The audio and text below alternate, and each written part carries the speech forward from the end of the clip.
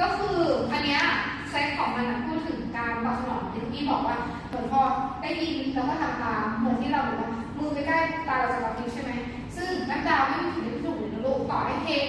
เหมือนยังไม่อยู่แต่นักดาวจะหยุด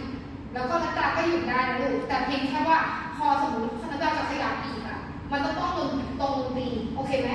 รวมถึงมันจะมีท่อนนึงที่แบบตึ๊ดตึ๊ดตึ๊ดตึ๊ดตึ๊ดตึ๊ดอะไรเงี้ยซึ่งตรงนั้นอ่ะสำคัญตรงที่เขาอยากให้เราโค้งแบบว่าเป็นประชาชนตึ๊ดตึ๊ดตึ๊ดตึ๊ดตึ๊ดตึ๊ดอะไรเงี้ยห้ามได้แบบไปเรื่อยเปื่อยเลยนะเข้าใจใช่ไหมถ้าตรงนั้นมันบังคับเลยว่าให้เราโค้งหยุดโค้งหยุดโค้งหยุดโค้งหยุดเลยโอเคนะคะมีแค่จุดเดียวที่เหลือเราสามารถเต้นไปเรื่อยๆจับหัวจับอะไรที่เราเคยเรียนแล้วตบมืออะไรอย่างเงี้ยได้หมดเลยรวมถึงแบบหมุนอย่างนี้ก็ได้แล้วพอจะหยุดก็คือสลับเต้นไปหยุดเต้นไปหยุดเต้นไปหยุดอย่างเงี้ยโอเคไหมคะยกเว้นจุดนั้นจุดเดียวคือต้องโค้งนะคะไป